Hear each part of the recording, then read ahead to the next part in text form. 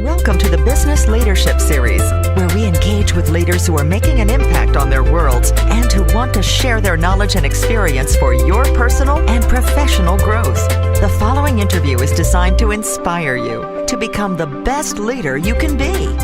Your host, Derek Champagne, is the founder and CEO of The Artist Evolution, a full-service agency building successful brands, marketing tools, and campaigns, and also the author of the best-selling book, Don't Buy a Duck. And now, let's begin today's Leadership Series interview. Welcome to the Business Leadership Series, where our goal is to inspire you to become the best leader that you can be. We've got a special guest today, Schuly Oletsky. She is a passionate entrepreneur and philanthropist. She's the president of Frigibar Industries.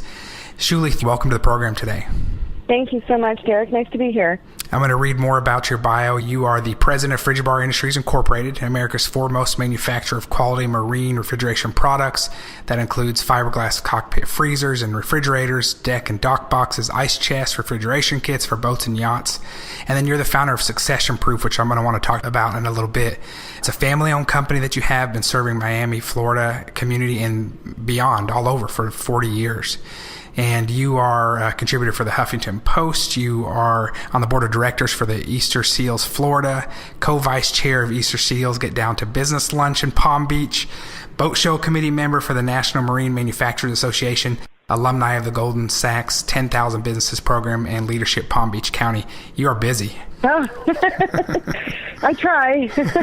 So I first learned about you reading a Forbes magazine article recently, and your story touched me, and it was I said I'd love to interview you and learn more about just some of the changes and things that happened for you and to get you to where you are today. So tell me a little bit about your background, and then how did you get to be the president of Frigibar Industries? I know you were in a different industry for a little while. Just start at the beginning for me.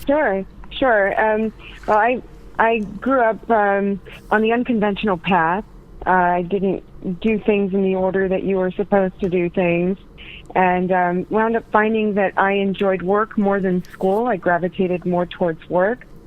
So I went that route. I was in real estate for a good bit of time in my 20s and through my 30s, and was very happy. I had a nice career, and my dad wound up getting very sick. And when he got sick, we had this family business, and somebody had to keep things going. So I stepped in at the time just to help, to try and, make sure that what needed to get done got done. So did you, when your dad did get sick, how comfortable were you with running this company? How long had it been around by that time? We had been in business around 37 years when he got ill. And I had been familiar with the business, growing up around it. I would attend the boat shows, and as I got older, I would go and help my dad at the trade shows. That was our special time together. But I didn't have any active role in the business itself, day-to-day operations-wise. I luckily knew our employees, from being around the business, and I just kind of stepped in and did what I had to do. So it wasn't comfortable, but it wasn't uncomfortable. What was the culture like when you came in and were suddenly the new boss after that many years? We're a very small organization, so more like a close-knit family. And, we were very transparent with what was happening with my father and, what the ultimate outcome was going to be from his illness. He wound up with Lou Gehrig's disease, ALS. As most people understand it. And I went in and I talked to them and I said, look, we've got two choices here. Either you can teach me what I need to learn so we can keep things going and we can carry on this legacy, or we can shut it down. And I need your help to make that decision because I didn't know enough to do it on my own. And they agreed. So we got to work, and it was an amazing teamwork exercise and experience to sit down with people who cared so much for my dad and for the business that they were willing to give me a chance. So you came on and you continued the legacy. I mean, he's got a cool story too with his background and just his passion for building this business. And I think that's great that you kept it going. We see this often where there's small businesses that don't have a succession plan and the owner is no longer managing the business or running the day-to-day. The business does not continue. Tell me about succession proof. What is that? Succession proof kind of happened.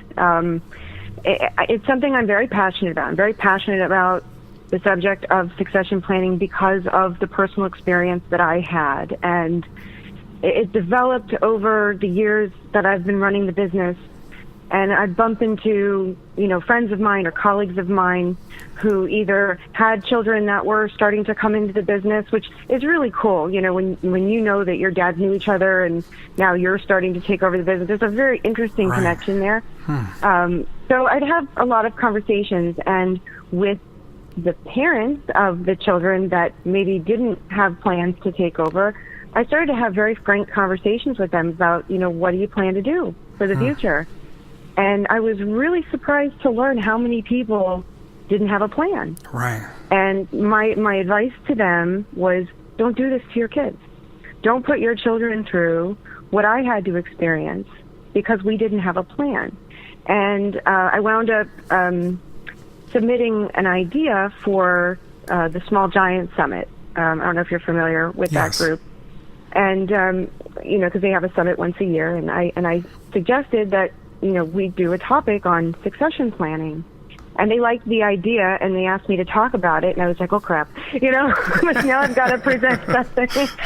So I started to, write a speech and rack my brain about, what would I want to share? If I had to put this message out there so people got it, they understood what could happen. Right. And this isn't specifically for, it works whether you're planning for long-term retirement, but from my perspective, it was the emergency. It was the, oh my gosh, this has happened to us, what do we do now? And from the speech came the term succession proof, and the domain name happened to be available. So I went from there, and there was all right, now I have a domain name, so I need a logo, and then the logo turned into a website, and it just kind of snowballed from there. And I said, this is a really interesting platform to teach people, hey, this is a very important subject. And when I gave the presentation in Denver in June, it was well received, and I just kind of started to think, what kind of impact I might be able to have to help other people to plan better, so they can really take over in a less stressful way than I had to. Give me a couple quick top takeaways. What are one or two or three things that somebody should know now if they don't have a succession plan? For me, the number one thing is to just have the conversation. Just have the conversation with your family. My dad wouldn't talk to me about succession planning. I tried. I asked him, what are you going to do? You're not going to do this forever. Don't you want to retire and, enjoy, not having to work so hard? And my dad was like this invincible, I'm never going to die, everything's fine. And I learned about a year after he passed away from a friend of his that he really hoped I'd take over the business. And to think that had we just been able to have that frank conversation beforehand, and I knew that he was interested, because I learned after, going through conversations in my head, he had hinted, hey, why don't you move back to Miami? Wouldn't it be great if you lived here? And my dad was always bugging me to come home, so I didn't see any, affiliation between his desire and what his friend told me was he didn't share it with you because he didn't want to pressure you. He wanted it to be a decision if you wanted to take over the business. But from my perspective, his desire to teach me and to want me involved could have really made a difference in the choices that I got a chance to make. Wow. To learn from him and make that decision, with the information that I'd want to have, making such a significant life change, which I wound up doing anyways. Right. I just had to take a long way around. Right. Wow. So step one, have the conversation. What's next? It's the next would be just to make sure that you have all of the important information that somebody would need. If, God forbid, something happened to you, You get hit by a car, God forbid, or, right. Whatever it is, or let's say you have a life-changing experience and, you've decided that your life path is different and you want to go do something else. What are your plans for the business? Because what you decide or what happens to you affects so much more than just you and your family. It affects your employees, it affects right. your customers, affects your suppliers, which affects their customers and employees. So, it's a huge chain reaction based on the decisions that you make. So if you have the information of, how the business runs or who the key people are, who friends of the business are, your banker, your attorney, all your corporate documents, so people don't have to go searching to figure out what it is that they need to figure out to keep things going. Right. That's the second most important thing. Okay. So have the conversation, make a plan, and then I see your step 3, you've got teach and foster. Tell me about that. When you agreed with whomever it is that you are going to, groom to be your successor, making sure that they're integrated. The employees know what's going on. They get a chance to get to know them. The customers, the colleagues, all have an opportunity to build a relationship, to build a foundation, and then to also learn how to run the business. If you have that time, use it wisely, and spend the time together so it is seamless when the succession time is appropriate or necessary.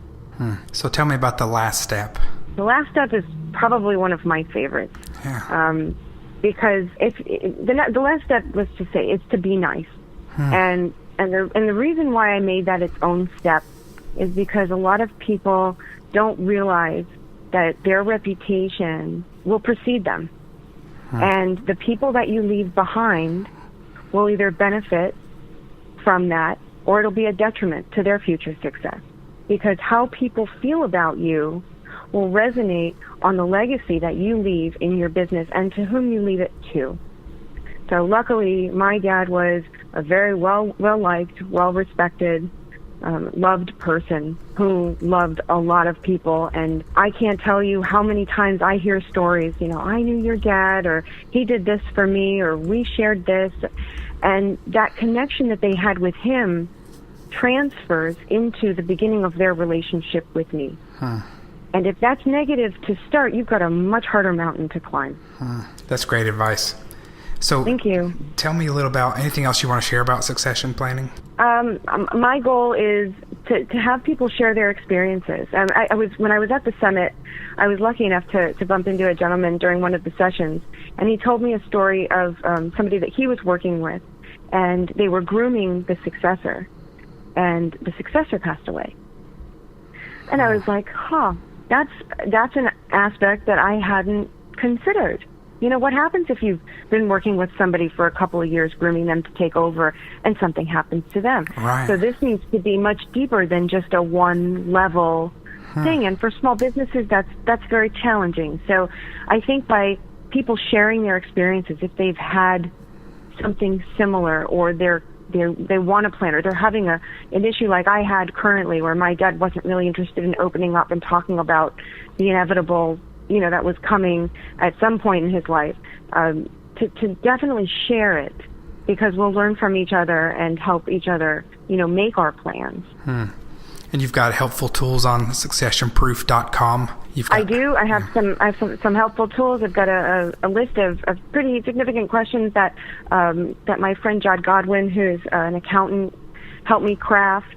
And it's definitely not a legal or accounting advice by any means. It's just a foundation from which to get started to help percolate those things in your brain about the items that should probably be covered that you might not be thinking about, and give you some idea of those professionals that you may want to reach out to and say, hey, I'm sitting down to make this plan. What do I need to do? Do you have any other questions aside from these? That will help me craft a plan that's appropriate for our family and our business. Wow. So really this is an informational site. Are you providing any kind of consulting services with this, or is this really a labor of love that came out of just a raw, real experience that you went through?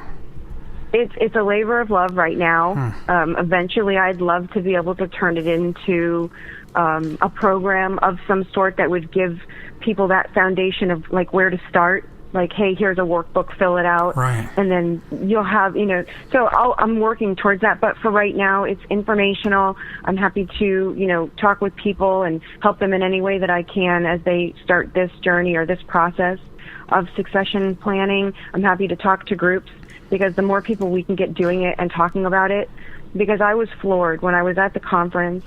I think we had about 120 or so people in the room. And I asked a question that I was really nervous to ask, because in a room of very successful entrepreneurs, I was expecting a lot of hands to go up. And I asked how many people in the room had a succession plan. And a handful.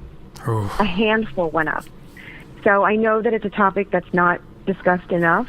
Right. And it's a very hard topic to talk about. But I think just like any topic that's difficult, once you start discussing it more, that whole kind of veil goes away, and when you start to get more comfortable with it, the things that you need to do become easier to do.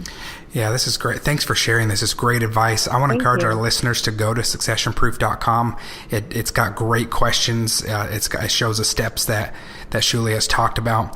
Some business owners they have a family business that the family maybe isn't overly involved in, or maybe isn't even interested in, and sometimes the topic of conversation just doesn't get that deep because it's the owner's labor of love more than maybe the rest of the family. But you're so right that it affects the family, it affects the legacy, it affects the employees and their families and the vendors, and it continues. So the be nice is really powerful. I haven't heard that one before, but it's really good. Yeah, thank you. And it's one of the things that is interesting to me too is just because you have siblings or you have children doesn't necessarily mean that they're going to want to get involved. And I think it's just as important for the parents who own the business or the people that own the business, when talking with the potential successors, to respect that, because not everybody has the same life path, and your business might not be important to them. They might have other dreams and goals, and that should be okay. And very interesting, when I went to a conference a few years back about succession planning. It was a panel, and they had a guest on the panel who was a psychologist.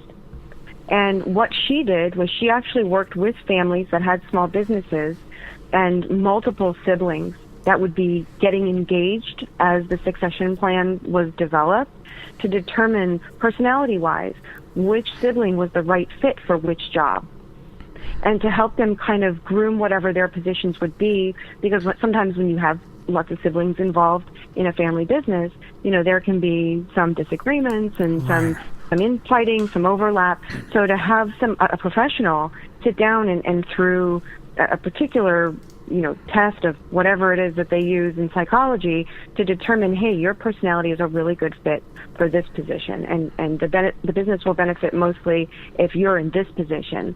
So there's lots of help out there to determine, one, if it's the right fit, if you're thinking about it as a child of a parent who has a business, and vice versa, of a parent who's trying to decide which children they might want to put in the business in certain capacities. So, it's really cool. It's a very, very cool subject. Yeah, it's a tough one to get to sink your teeth into sometimes too. So I love that you're providing a platform for it, and your story is so personal and real. And in your case, I mean, it's such an awful disease, and it happened quickly. And so those that think that if something does happen to them, they'll always have ample time to get things in order, that's not always the case. Right, and not to mention, I mean, my parents worked together when I was growing up, and let's say something happened to them. What would have happened to us? I mean, income would have just stopped instantaneously. Right. And I mean that there was nothing. There was no plan. I think the hardest part about it is people don't like to talk about death. It's a very difficult subject, especially because it is so close and so personal. And one of the things that I kind of thought in my head was, you're not really planning for your death. You can't think about it like that, because that's doom and gloom and sad and all that. You're planning for the living that succeed you.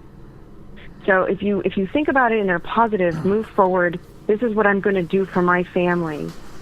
It's not about the fact that I'm going to have, cease to exist one day. It changes the perspective and gives you a goal of the conversation to start. And that is, what are you going to do for them? That's great. So let me ask you. I mean, this is a family company. It was originally your dad's vision to bring it to life. You came in partially because you wanted to carry on the legacy, and it was the right thing to do at the time, and for so many good reasons. But now that you're this many years into it, how do you find your passion, and how do you make this a vision that is fulfilling for you? What is it that drives you for this company, and then drives you in general? What are you passionate about? Well, I love the industry to start. I grew up in the industry. It's a very social, fun industry. People that are in the environment are there because they're having fun. This is a hobby of theirs. This is a lifestyle. So it's enjoyable. It's enjoyable to be in an industry where when you work with people, it's because they're doing something that makes them happy. And, it's really fun to be around happy people, right? Yes. So I've made a lot of wonderful friends, some of which I knew before from, being around, some of which I have met since I've been involved. And it took me a little while to learn how to make it, this was my dad's company, and this was the reputation that we had, and this was the feel that the company had, and really infuse my personality into it and make the company what my vision is, while still maintaining a good portion of why we are where we are. Right. And that's been challenging, and it's been fun. And I think now, since it's been about 6 years, we just celebrated our 45th birthday. Congratulations! Last month. Thank you very much. I really feel like the things that I'd like to do. We're global. I mean, people buy our products all over the world. Boating is a global passion for a lot of people. So I really like the travel aspect. I like the luxury aspect. I like the fishing aspect, all the activities and the camaraderie involved, and I try and incorporate that into how our product can enhance those experiences that the boating ownerships have when they incorporate our product into their vessel. Because when hearing somebody say, oh my God, this product is amazing, or it allowed us to go on this 2-month trip where before we could only go for a few weeks because we didn't have the capacity to take enough food with us, those kinds of things. Or I work with a fishing team, and the fishing team told me once, this thing keeps ice forever. It's great because we don't have to worry about, anything happening when we go out and go fishing and come back. We know everything's going to be just the way it's supposed to be. And that's something that we built. My team, when you build something from the ground up, I have such pride in the fact that we make something, and we make it all by hand, all in the United States, all in Miami. And I love it. I absolutely love the fact that we make something and that we make it here. So let me ask you the next question. What are you most proud of? I'm proud that we're still here. That's my proudest. To be able to keep our team together, to be able to have the ability to learn at the rate that I was able to learn. I'm very grateful for my technical ability and my ability to create meaningful relationships with people that have helped me tremendously, because without a lot of people, I would have had a much harder time than I had. And I really enjoy what we've done in terms of being able to keep our employees that have been with us for 15 years, 16 years, employed. That really makes me happy. That is my biggest responsibility, is doing my job so they have one. So tell me about building relationships. I know that relationships are important to you. I read in Forbes where you talked about liking to be able to actually deliver something in person. Tell me more about that. You know what? I love customer service. I am very, very passionate about customer service. I don't feel that enough companies provide customer service on a personal level. They'll provide service, but they really won't go out of their way if it doesn't benefit them in some way. Right. And I don't think that that's serving the customer at all. I am just as happy to help somebody find the right product even when it's not ours, because that's still an experience that they have with our company. Right. So if I sell them something that's not right for what they need, they're going to wind up being unhappy. And that's not good for either of us. So if I can take, 10 or 15 minutes and say, hey, we're not right for you, but you might want to look into this, and I, peruse the internet for a few minutes and send them a link, and I've helped them in some way, then the next time a friend of theirs says, hi, I'm looking for this, who might they suggest? Right.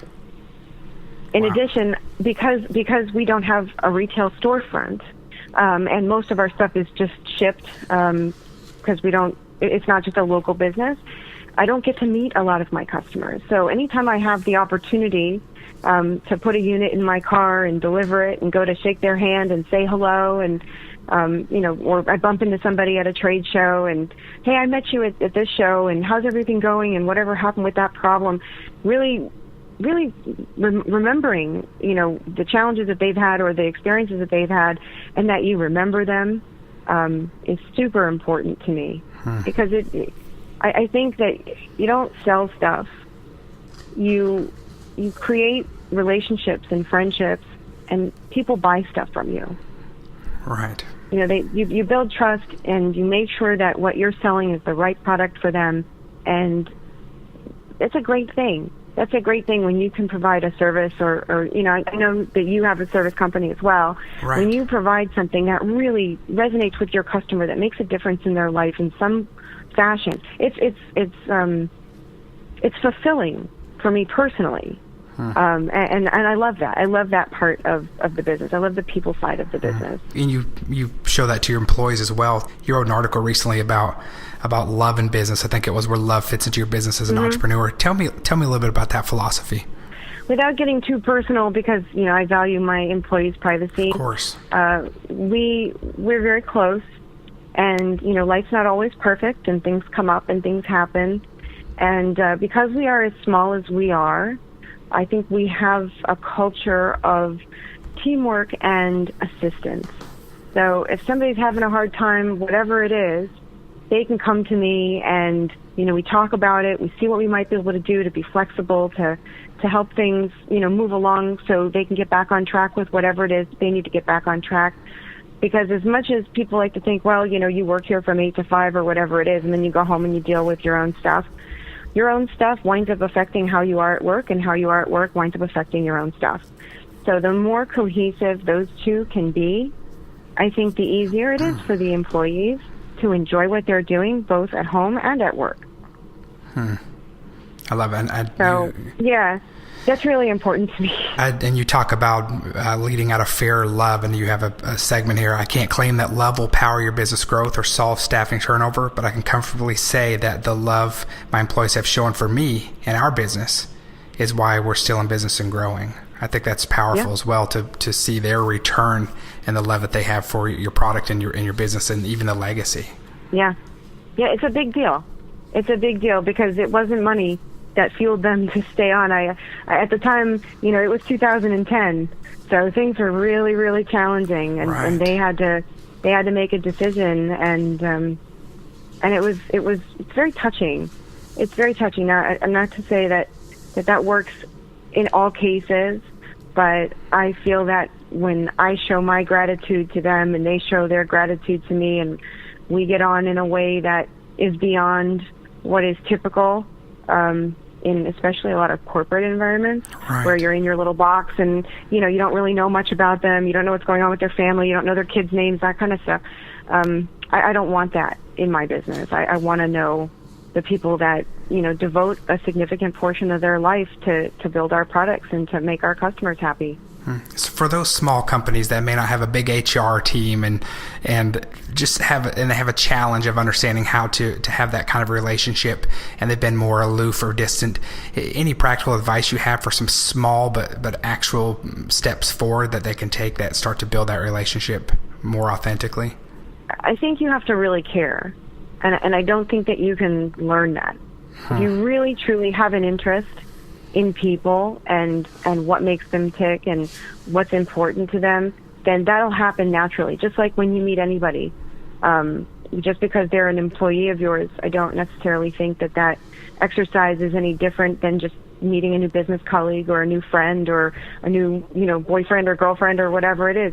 You have a natural curiosity about them and their lives, and that interest comes across when it's genuine as caring. So how do you achieve balance in your life? I know that you like to work. I do too. Many of our listeners do. We like to create and accomplish things and build things. But how do you find a balance and a satisfaction between your personal and your professional life? It's kind of funny. I guess it depends on what you consider work. Like I have my projects. Succession Proof started as a project. That wasn't work to me because it was one of my purposes, right? To get that message out. And if it's fun and I enjoy it, I don't necessarily know I have a very good ability to distinguish what someone would consider work and what they wouldn't. Being in the marine industry, it's a very social industry. So 6 months out of the year, we're trade show, boat show, traveling a lot, but we've got a big group of friends that we engage with at the shows that you see 6 months out of the year, basically, right? You might see them 5 or 6 times during the year, depending on how much you travel. So we work really hard during the day, and then we get together and we really enjoy ourselves at night. So is that work? Or is it personal? Because they kind of intertwine, right? Right. I will say that I do try and make some time, for myself outside of work and outside of people that I know from work. I like to golf. I like to be outside. I like to be near the ocean. I love to travel. So I try and, do some of those things too, but it's really hard for me to sit still. So sitting still for too long is uncomfortable, and I got to do something. If people think that that's work, then okay, then that's work, and I'm happy. As long as I'm happy, and I feel fulfilled doing what it is that I'm doing at the time that I'm doing it, I feel balanced. That's great. I might not get enough sleep. Sure. But I'm balanced, right? That's great. And you know what? That's personally for me, this podcast is not work for me. It's not my core business. It's a labor of love, and it's my journey and continuing to learn and meet others like you that can share their stories. So that makes a lot of sense. It's a creative outlet in a sense. The fact that it just happens to turn into a business isn't our fault. Right? It just kind of happens, right? Right. Tell me about shareideaswithpurpose.com. That kind of stemmed from, I got really into content marketing, and you met my content manager, and we've worked really hard to share the things that we think are important, both on the business side and on the business side. And when I started doing articles for the Huffington Post, which was not long after I finished the Goldman Sachs 10,000 Small Businesses program. Okay. I felt that I wanted an outlet where I could post things that weren't necessarily article material, but it was a really provoking thought or something I wanted to share, and I didn't have a place to put that. I couldn't put it on my Frigibar blog. Succession Proof didn't exist yet, and it wasn't all relative to that either. And I figured I wanted a place where I could repost the Huffington Post articles and things that I found interesting outside of the things that I wrote, and also just little blurbs of stuff that happened. So that's how Share Ideas with Purpose came about, just wanting to share things that I found interesting that I thought could help other people. So a couple more questions for you, but tell me about, we're in the content marketing business ourselves here. Tell me about the value of content marketing and what it does for you. I like this question because it's something that I learned the hard way. As a small business, you have to market. That is like it, right? If you don't market, nobody knows you exist. And not enough people knew we existed. Even though we've been around a really long time, I wanted more people to know who we were. And I tried a lot of different stuff. And it doesn't matter whether you're a business that makes $10,000 or $10 million or $100 million. Marketing costs the same. It just depends on how much of it you do. Right. So for a smaller business, marketing can be very challenging. So you have to get creative. And I tried a lot of different things. And when I started writing articles, I found that the results that I got far exceeded any placement ad or magazine or anything else that I've done. And it's actually the reason why I wound up in magazines. It's probably one of the reasons why I'm on your podcast, right? Because you read an article. That's right. And I find it's a really great way to share information that is valuable, not just to our customers, because we do a lot of customer-focused articles for the marine industry, on the marine industry, interesting things in the marine industry, and also on our products, but also the lessons that I've learned in business. I mean, I took a very unorthodox path into business leadership, and I want to share my experience because I've had a lot of people help me. And if something that I've learned can help somebody else, then I want to put it out there. And content can be captured in so many different ways, such as podcasts and your articles and different platforms. But what have you found to be the most effective ways for distribution for you? Has it been blogging? Has it been writing articles? Yeah, I think the blogging and writing articles and sharing our articles, believe it or not, on Facebook and Twitter have led to multiple opportunities to work with other people writing articles and, getting third-party validation because you assist them help their consumer base, which is very rewarding. It does take a little bit of time. You have to really be devoted to being consistent with churning out new stuff. I'm not always very good at that, especially as the number of platforms that I wind up working on grows. Right. But it's been very valuable. I think it's a lot easier for people to find us now because when you produce really good content, Google rewards you. And we've seen an incredible reward in terms of how we come up when people search for our business and for me. And anything that I can do to make our business better makes a lot of lives better. And I'm all for doing that. Great. Any other tips you have for what types of content to write, how to be authentic, to be, what are some of the keys that you do with your content writing that make it so effective? Depends on what the content is. For the technical stuff, like, why you should have a refrigerator on board, that's pretty easy to do because that's based around our products. Other things that I do in our industry are things that I think the people that we would touch, who might be our customers, would find valuable as well. Right. So we'll do articles on, people that do nonprofit work in the marine industry, people that build boats, people that help you buy boats. There's a whole bunch of different ways that you can be of value in your industry. Outside of the industry, I really base it on what I'm passionate about, what's important to me. Things that like light bulb thing, go off and be like, hey, I wish I would have known that a year ago. Maybe we should write about it and share it. And that's where those come from. And there are times where I'll come up with an idea and we'll sit on it for a while because it's just not coming out right. It's like, just doesn't feel good. The piece has to feel good and it has to feel authentic. Well, those are my favorite ones. Those are my favorite to learn from too. And I write some articles myself. There's those that we write for our products sometimes, which are keyword based, and it's really for driving traffic. But I love it that you're also writing about what's of interest to you, and because you're more passionate about it, and that comes through when you write that way. And that's the kind of information that I look for when I'm looking for someone to learn from, is someone that is writing it because they're actually interested and had an epiphany or made a mistake or learned a couple things along the way. Those are the best. Yeah. And the fact that they're willing to share and be vulnerable and put themselves out there, because there's so many people that make those mistakes that might feel alone. And when they find, hey, this person made the same mistake that I did, and this is what they did with that, or this is what I can do to keep from making that mistake because I almost made it. I almost made that decision. And you can, change the trajectory of somebody's life and business. And, it's amazing how powerful it is. And it was actually the beginning of the whole writing about succession planning. It was one of the very first articles that I published on the Huffington Post. It was about succession planning. And the response that I got was overwhelming. For somebody who was a brand new author, nobody knew who I was. And the fact that it touched so many people, and the email responses that I got of people that read it that said, oh my God, I read this and I do this, and the conversations and the people that I met because of it, I was like, wow, there's something to this whole content thing. We got to do more of this stuff.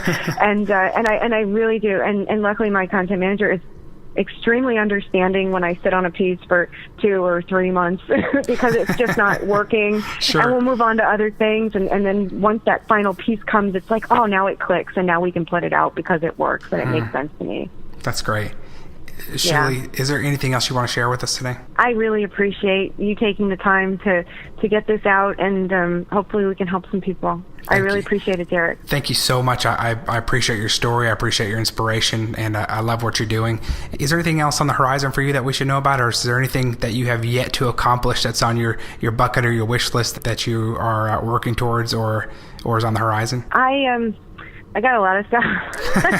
That's a loaded question. And I really, that's a loaded question. I really do have to try and focus. And since the succession proof thing is starting to get legs, I want to focus on that. And then we're also just coming into season where our boat shows are going to start. So I'll be focusing on our refrigeration business. So those two things take up a good bit of time, so I can make sure to balance myself and get to the beach every once in a while. I think I'm going to limit it to those two things and kind of see what happens with them. That's great. Schuly, thank you again for being our guest. We look forward to continuing to follow you and watching the great things that you're doing. And congratulations on 45 years with the business. Oh, thank you so much, Derek. All right. Take care. Take care. You've been listening to the Business Leadership Series, where we engage with leaders who are making an impact on their worlds and who want to share their knowledge and experience for your personal and professional growth. This interview was designed to inspire you to become the best leader you can be. Take a 5-minute complimentary marketing assessment for your business. Whether you're a startup or an established brand looking for more quality customers for your business, this confidential assessment will help you identify the next logical steps for appropriate marketing tools, strategy, and development for making sure your branding and marketing campaign is a success. Visit assessmymarketing.com today. That's assessmymarketing.com.